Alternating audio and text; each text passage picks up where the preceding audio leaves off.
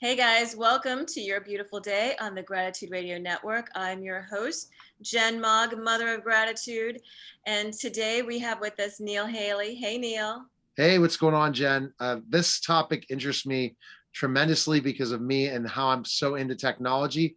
And yet we see where we're going, and it's just like, why? I'm excited at how we're opening things up again. We're getting back to face to face. I cannot wait.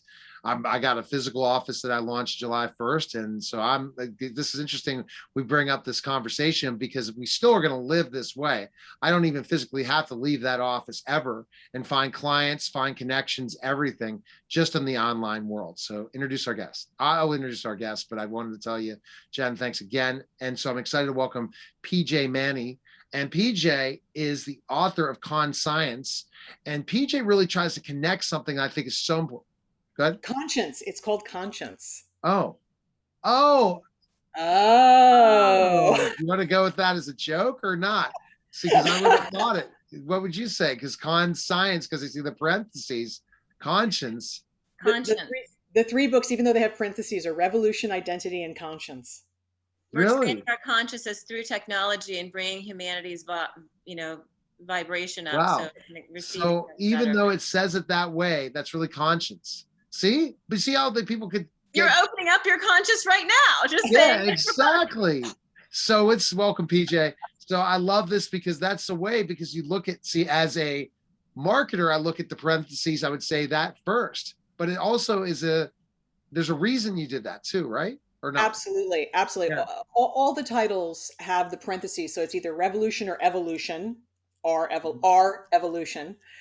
Identity is ID entity. So it's the idea of your ID or also your id, and that we're actually just entities that, we move beyond being human into this idea of being a persona or an entity. And then with conscience, it's the idea of con science, being against science, but also the idea that the villains and also some of the protagonists throughout the story are perpetrating cons, like con artistry.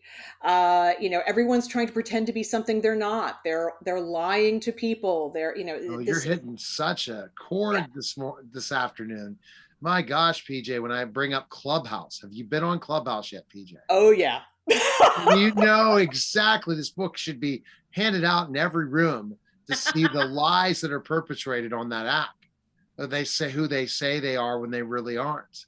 I at least am a nationally syndicated radio and TV host and a category director for Podcast Magazine. When you see these people highlight their accomplishments, you're like, well, why when we look you up online, those aren't the accomplishments? And that is exactly what you're talking about. Yes. Playing that con and using science to do it. So that's exactly. a great thought process. Why did you write that book? Tell me. Because I see what's coming. It's the intersection of artificial intelligence, robotics, nanotechnology, and communications technologies. This idea that we can start to create virtual realities, that we can inhabit spaces that don't actually exist, and we become people that don't actually exist. So just back to your Clubhouse analogy, here we are in this virtual space.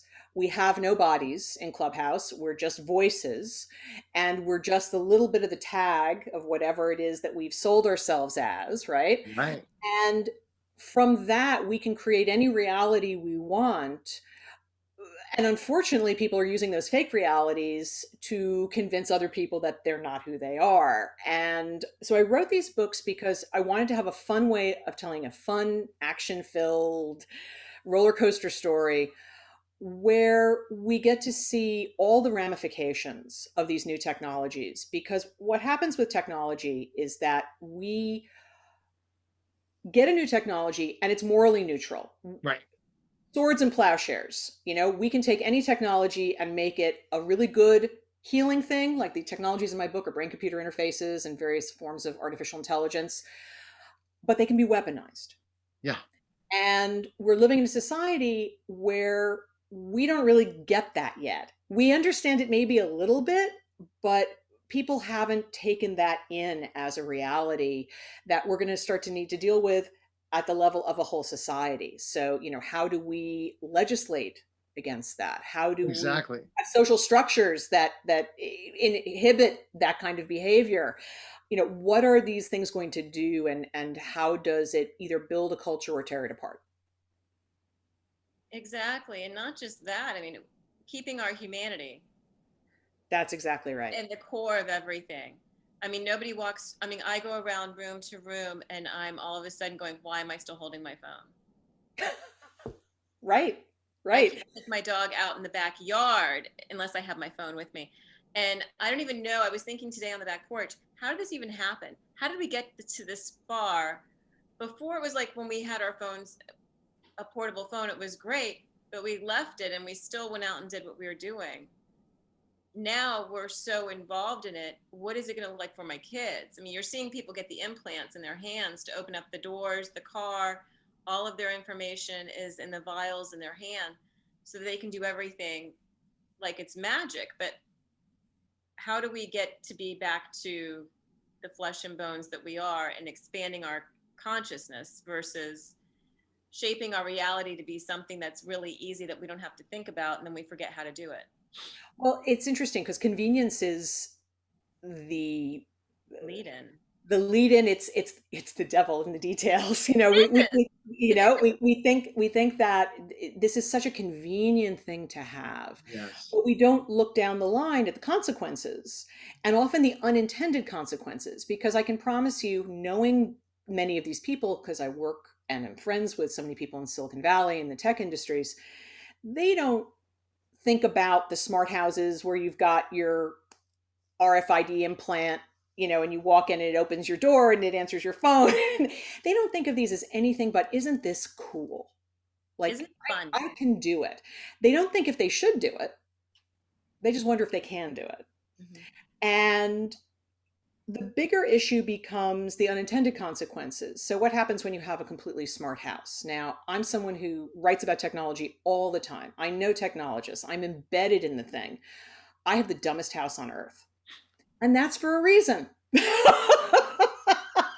I have the dumbest house on earth because, first of all, we lose our electricity in California all the time. Right. I don't want a house that is dependent on a generator. If I want to be able to lift my blinds, I want to be able to lift my blinds and not need something that's electric to do it. But beyond that, it's nobody's business what goes on either in my house or in anybody else's house. That's just data that's being accrued. And that data can be used either by marketers or it can be used by governments. And you have no concept of how much data is out there That's that they crazy. know about you. Like, to me, the world's worst items would be something that's listening in my house for my Right, orders. That's right. crazy because they say they don't keep the data. That's not true. They've been using the data to study voice recognition.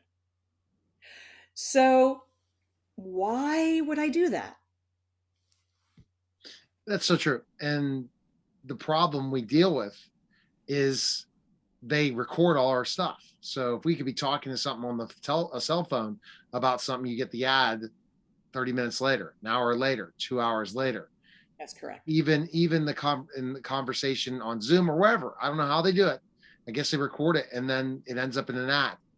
So it kind of Some of it is not as nefarious as you think. Some of it is well. Let me. So let's say we're having Zoom right now, right? And I may get an ad an hour from now for the Neil Haley show, but really, it has my email. That's where they've got my data. So it's not that they're necessarily like Zoom isn't necessarily listening right now. They might be, they are. but we put that data in so many other places that we don't even realize. See, but I'll give you an example, PJ, and I'm going to let Jen ask the next question. So I'll talk about specific certain technology with somebody on the cell phone. And then that say and think I'm looking to do this without sending emails, without visiting websites. And it ends up in an ad in Facebook the next day. Is your Facebook app open? Yes. There you go. So actually, it's Facebook that's doing the listening. So what do you mean? So you don't recommend having an app for Facebook? No, I'm just saying that when you have apps open, that's just one more way that they can collect data. So you just keep the app closed. Don't. So for instance, I can probably show you on my own phone. If on your own phone, you're going to have a bunch of things that are open at any given time. So if you have those things open, just close them. Oh, that's not, so that's why it's open. I keep all my apps open. So wow. So you're telling me the app listens? Yeah, all the apps It's listen. possible.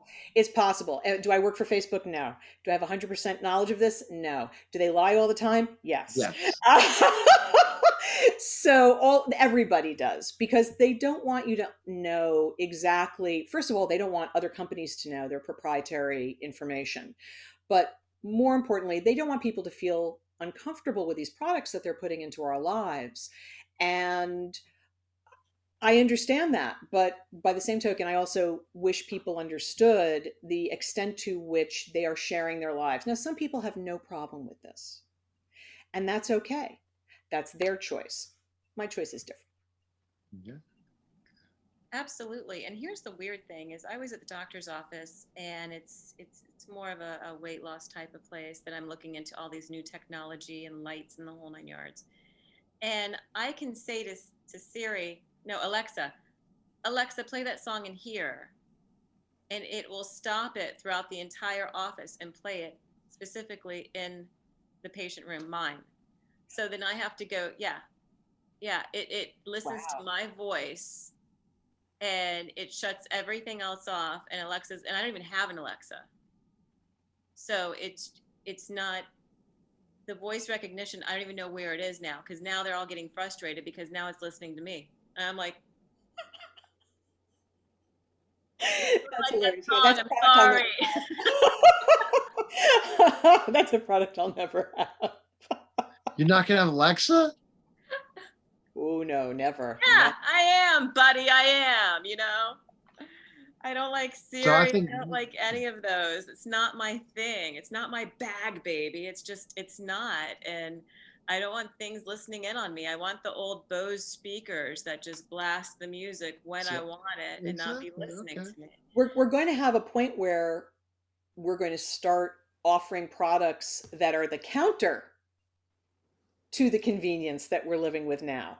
We're going to start having things where people want to live in the equivalent of their Faraday box, of their, their lead lined room. They're going to want to be cut off, because to be not cut off all the time, I think, is affecting us also psychologically. Yes. We're on all the time. We get our companies communicate to us all the time. Marketers communicate to us all the time. We're never off, and that's starting to affect us all psychologically. And How do you especially think it's the going to affect pandemic. children? Sorry, Oh, Neil. way too How much do you children. think that that's going to affect children? Because now I'm seeing, I mean, when the iPads came out, that was what they're giving their kids as their babysitters now. You get a child born, here's your iPad, leave me alone, kid. And it has taken over my kids' lives when someone brought over an iPad. And I'm like, no, I still want game boards because I know those boards are going to be gone once they see the iPad, and they have been. It's true. It's really interesting. So the way we raised our kids, my son to this day laughs. We didn't allow video games in the house. When the kids were old enough to actually use their own computers and have computer games, that was one thing.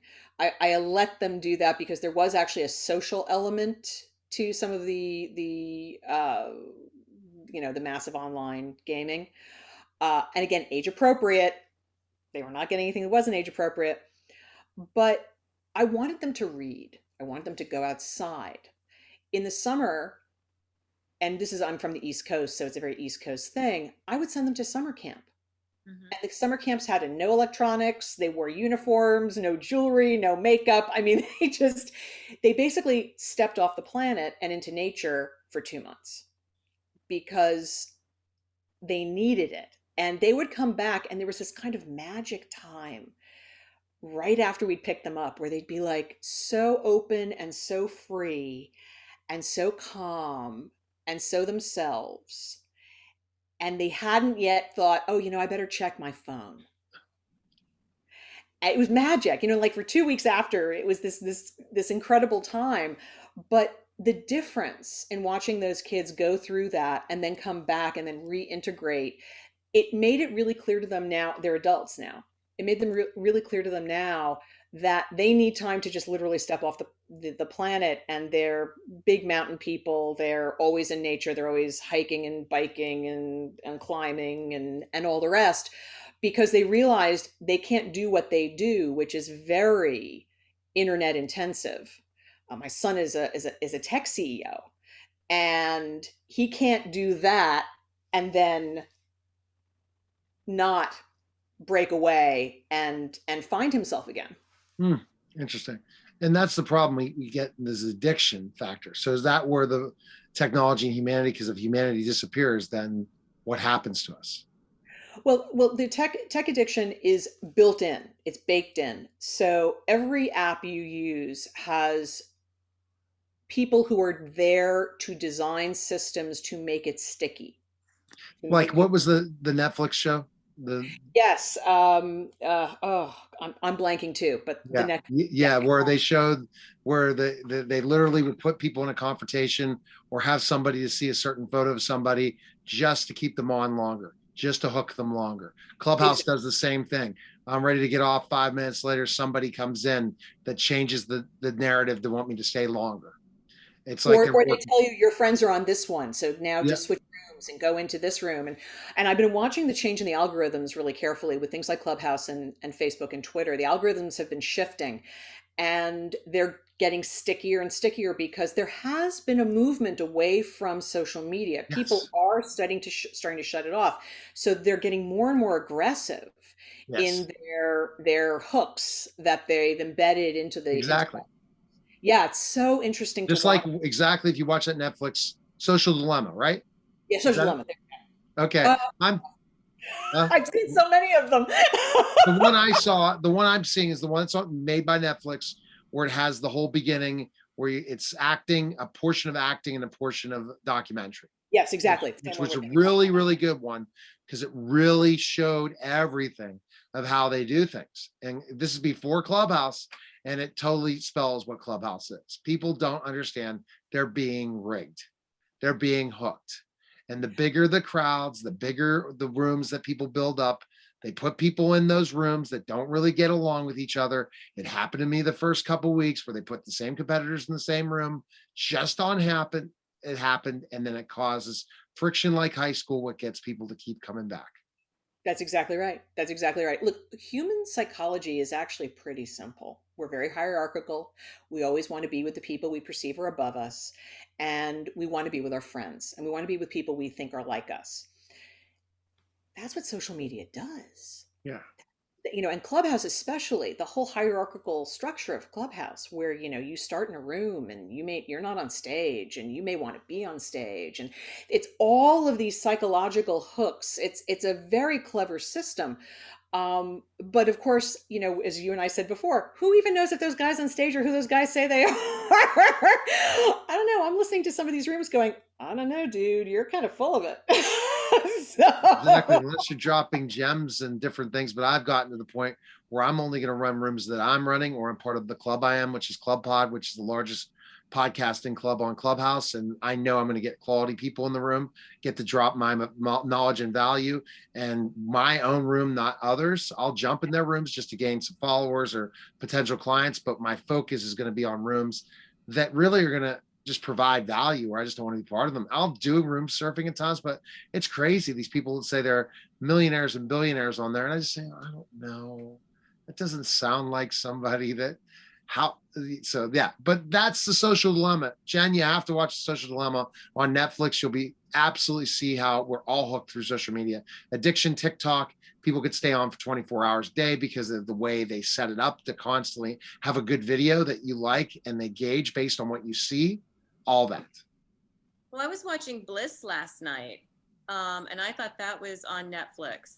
Um, the movie that's out with Salma Hayek, and to where it's the alternative reality, and that they can't figure out which reality is correct. Is it the reality that they're going into for higher consciousness, or are they really homeless people living off the grid taking drugs? Right. And Well, but it really makes you think and wonder. When we talk about the intersection of technology and humanity, how does the political unrest in your book parallel with our real world that we're experiencing? Yeah, exactly. Well, it corresponds a lot. yeah. Uh, and the crazy part is I started writing about this stuff in the mid 2000s, and because I could see what was coming. So my background is also history, and I was an American Studies major, and I became intrigued by the notion of how history often seems to repeat itself. Yes, I always. got I got intrigued by a group of academics who study something called cleodynamics, which is about the cyclical study of history. It's actually the dynamics of history. And what they were doing is they weren't historians. They were actually all scientists. They were, people studied ecosystems, and they started looking at us as humans as an animal ecosystem, predator prey cycles, feast and famine cycles, all the things we do when we study an ecosystem to see what kind of animals are going to survive, what kind of animals are going to die off.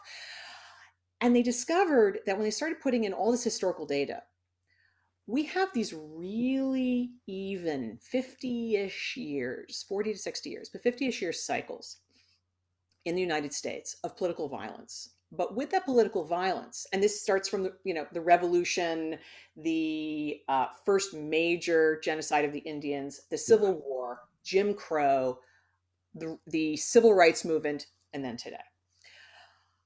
What those correspond with are the same patterns throughout history of income inequality, of political unrest because of political polarization, of a sense among elites that they've got to fight amongst themselves because there are fewer seats at the table. And then that discord filters down into the society because each side wants to win. Right.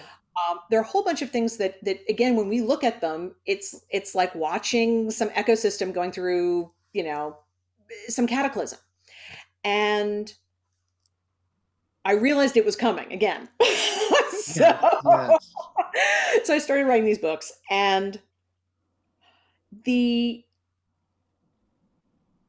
what we have right now is kind of this perfect storm of a combination of the same unrest that we have regularly. Right. But we also have this new technology that has been added on top of it, which makes it very hard for people to figure out what reality is. And that inability to trust, when we lose trust in a society, it Right. falls apart. Exactly.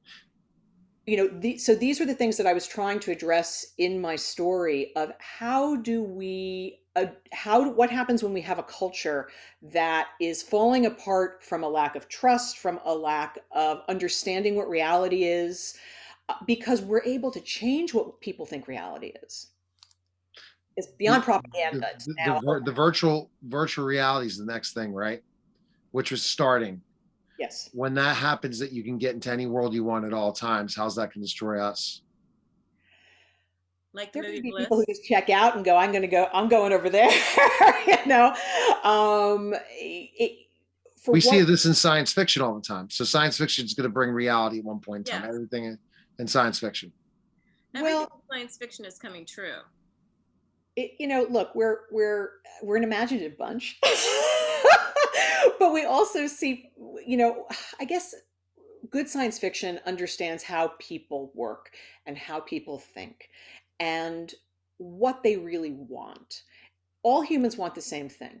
They want connection, they want security, food, shelter. Right. They want they want people like them around them. And it's getting harder and harder to get those things. Right. So they're going to look for it any way they can find it. And sometimes we have to manufacture those things. Now, the funny part is the flip side of all these horrible things I'm saying. I mean, the internet has actually brought people together as well as split them apart. So there's a paradox. It's neither one nor the other. You can all say, look at all the people you've met in your work. They don't live anywhere near you. You would never have met them any other way. But the internet brought you people together, and you now have a community that's a virtual community. And that's fantastic. The flip side is some of those people are being brought together for not such good purposes. And Hmm. their minds are being bent in ways that aren't positive, and they're being motivated to do things that aren't good. And that's the dilemma we're now facing. That on one hand, when the people who created the internet, well, that was actually a military thing, that's a different thing, but the people who expanded the internet, the early tech guys, had this utopian version of what the internet could do and what the internet could bring, because they honestly believed that it would create connection and bring about this kind of one mind global utopia. What they didn't realize is, unfortunately, people were involved. And that's not how people work. So what the internet is, it's a giant lens. All of these technologies are a giant lens that are just magnifying the good and the bad of what we're capable of doing. So how do we find our balance? Oh, that's what it's all about. How do you find that balance? Because it's so blingy and fun and creative, and you can get in there and lose yourself, and people have. And it's great, but at the same time, being grounded and knowing that this is who we are, this is what we're rocking in this life, and have it accentuate. I've got some of the greatest relationships. They're on the other side of the planet. Um, it's just, how do we take this beautiful gift for humanity and then bring it about so that everybody has gratitude in their life? That's my goal. This is why I'm put on the earth, that has gratitude for where they are, and they're able to use their gifts and not go down the slippery slope of losing the core of who they are because of technology. I think a lot of it has to do with creating empathy and understanding that we have this extraordinary technology where we can be in other people's shoes in such a profound way. And that's a gift. That's an incredible gift. I think that also separating ourselves from it, like I was saying, going out into nature, being outside, understanding that this is just a portal into a communication technology. Also, you know, wow, love. I mean, it's all about love. And if we need to figure out how to create that connection, how to create that love, any way we know how. What worries me is the people who are using the internet for hate and for outrage and for all the rest. And again, it magnifies that. I mean, that's what it's good at. Um, but if we could use it more for creating connection, creating empathy, creating love, and sharing the good stuff. Let's stop sharing all the bad stuff all the time. Let's try to share some good stuff I like as that. well, in a way that actually connects with people, where we're reaching each other because we're telling each other stories. Now, that's something I write a lot about in nonfiction, and that is storytelling is an empathy engine. When you tell a story, you embed yourself, or you allow someone to embed themselves in the shoes of the characters you've created. And there's so many good things we could do by telling stories. Yes. Mhm. All right, That Jen. Yeah. Go. Sorry, Sorry. go on. There we go, PJ. Continue. Finish up your thought. I really want us to concentrate as much as possible in telling positive stories, in telling stories that also show how it's done. Not just, oh, that's really lovely, they have a wonderful life. I want to know how those people got there. I want to know how they made other people happier, better, created more positivity in the Yes. world. All right, Jen, go ahead and ask the gratitude question for Oh my PJ. goodness. I have so savored this day with you, PJ. I love everything that you're doing and continue to do. But I do have one question I ask everybody on the show is there one moment that you can remember that brought you into gratitude and that changed where you are now and brought you to where you are? Like that one gratitude moment. For me, it would have to be about family. It would be, I am unbelievably blessed. And I know this. I know how blessed I am. I have the most wonderful husband and I have the most wonderful children. And they don't only support me, we support them. It's a, I actually I don't know how people do it without that. You know, we are each other's cheerleaders. We're each other's goads. We are each other's support system. And we've been able to accomplish so much because we are this incredible positive force in each other's lives. And I mean, that to me is everything. That's great. That's a fantastic way to say it for sure. All right, Jen. So get ready to close out PJ. But whoa, I just love this conversation. She'll have to jump on Clubhouse with a conversation like that because I tell you, that would interest people. If I brought you onto the stage and just started. Anytime, Neil. Okay. Go ahead, Jen. Oh my goodness, how much fun. And it's so this conversation is one that we're going to have 40 years, 50 years, 100 years from now. In space. In space, Jen. In space. In space. Oh, we'll be like the Jetsons by then, right? The space is about 10 years away, Jen. Be ready. Yeah, it is. That's actually what I'm writing next. Oh, I have to connect you to my business partner, and she's trying to get me into the space technology. So I'll connect you guys. Cool. I love that. Well, thank you all for listening to us today on your beautiful day at the Gratitude Radio Network. We've been listening to PJ Manning. Her book is Conscience. She's an author, futurist, consultant for various organizations about the future of humanity and technology. And I am so thankful and honored to have you on our show today. Thank you so much for being here. Thank you guys so much. It's been a lot of fun. It has, except me fouling up the name of the book. So that's okay. But I thought it was perfect. I think it's perfect. You're not the only one. No, that's the perfect. But I'm going to keep it. I'm not editing that out. That's the perfect way. Because we didn't like do ums and ahs. We just had a fun conversation. And that's what Jen and I do. So go ahead, close it out, Jen. Yeah. You're our Tigger. You're the only one. Go ahead, Jen. I love it. I love it. Well, wherever you go today, take empathy with you, take love with you, take gratitude with you for your own life. Download it from heaven and send it out. And remember that you're blessed, you are loved, and you are sacred. Mwah. We love you. Thank you so much, PJ. Have a beautiful day. Thank you. You guys take care.